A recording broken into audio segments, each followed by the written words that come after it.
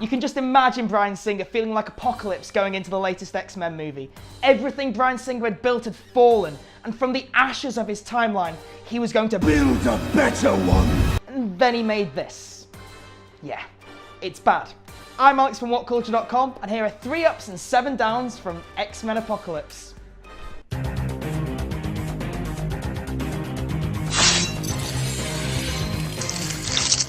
The absolute highlight of X-Men Days of Future Past was Quicksilver's slow motion scene in the kitchen. In fact, I'm going to rewatch it now. Wow, just awesome. The scene was so successful and popular that it's got a reprise in X-Men Apocalypse, just on a much bigger scale. This time, the entire X-Mansion is Peter's playground. He's saving students and moving dogs with pizza, and it's great. It comes a bit out of nowhere in the story, so it doesn't quite top the Pentagon one, but it's great to see Quicksilver doing his thing, and for a brief moment, the movie is genuinely fun. Whether it's Star Wars or Batman v Superman, every modern blockbuster feels like it's really trying to be funny now, and X-Men Apocalypse is no different. And quite a lot of the jokes actually work. It's all a little Marvel, with someone popping up in the middle of a serious scene just to lighten the mood a little, and like a lot of the Marvel movies, it can be a bit hit and miss in how it works, but when it works, it's pretty good. There's a great bit with Cyclops in a tree, and Nightcrawler is always reliable for a laugh. Good on you, Kurt.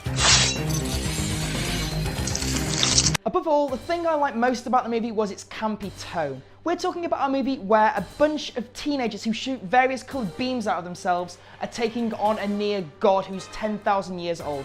It's not going to be grounded and serious. At its best, the film remembers this. The opening is grade A genre movie, and when it remembers it's set in the 80s, like an Angel's Transformation, it's just great, campy, kitschy fun. Unfortunately, while this gives X-Men Apocalypse at points a really unique comic booky tone that makes it stand out from the others, it doesn't stick to it. Especially in the final sequence, it begins to get overly serious and faux epic, and the whole thing begins to crumble down. Speaking of things crumbling down, remember this? Or this? And this? Or this? Well, Bryan Singer doesn't. Apocalypse's grand scheme causes more destruction and death than Batman, Superman, and all of the Avengers could ever dream of doing. Sydney? Gone! New York? Gone! Cairo? You better bet it's gone! It's 2016, you cannot have this much destruction and just label it collateral damage. Get with the times. The movie already feels like it was made in 2006, but this is particularly egregious. He looks like Ivan Ooze. His voice sounds funny. Isn't he just evil for evil's sake? Yes, all of the criticisms of Apocalypse from before the movie came out are true, but it's so much worse than we expected. He's such a disappointing villain. His origin is weird, his resurrection bizarre, and his plan is so one note and full of holes it's like Wolverine in a waterbed. You actually forget he's one of the greatest modern actors underneath all that makeup. Love you, Oscar. His horsemen aren't up to much either. They just stand around the entire movie looking serious or overly mopey. X-Men Apocalypse's screenplay is terrible. It's all forced exposition and random trailer lines that do nothing to hide that the overall plot is bad guy wants to destroy the world, good guys are going to try and stop him. That's it, there's literally nothing else. Any other subplot is just absolutely crushed by how big the ensemble is that you forget it's even there. It doesn't even follow a proper 3-act structure. You spend an hour getting introduced to everyone and then just boom, big action set piece, that's it. There's also so many flashbacks to footage from First Class because the movie can't be bothered to build relationships organically with its characters and instead just leans on what it's done before. And that brings us to a much bigger problem. Character arc is where a character starts at point A and then at the end of the movie develops to point B.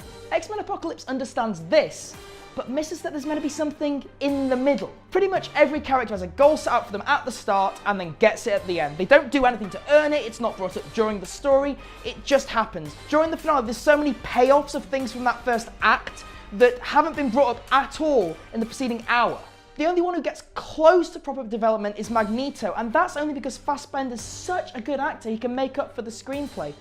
Although, don't get me started on Magneto, because I'm doing some serious spoiler restraint here, they f**k up Magneto.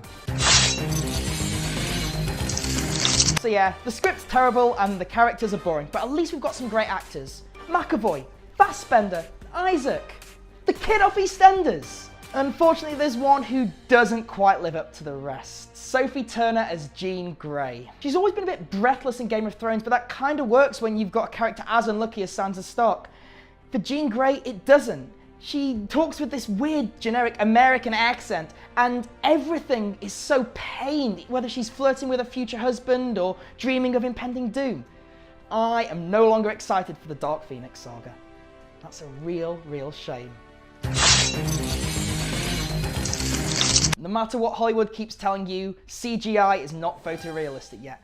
And that doesn't matter. Throughout cinema, effects have been effects, they're illusions. King Kong doesn't look like an ape. And did anybody really believe that a man could fly? No, of course not.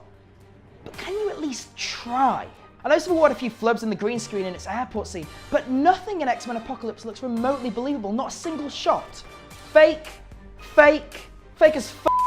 F for fake. You've already made the action so hard to get into with all this lazy characterization and poor setup. Don't take away all of the adrenaline that's left by making it look so unreal.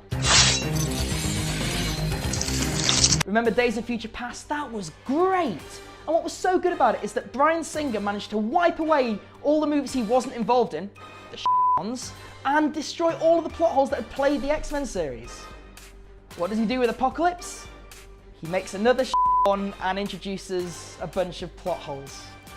He created the X-Men series and doesn't seem to actually understand what the X-Men series is. So many hanging threads from Days of Future Past are just dropped. The Wolverine sequence is shoehorned in for no reason, just to remake Origins. And for the third movie in a row, we're talking about forming the X-Men. Get together already!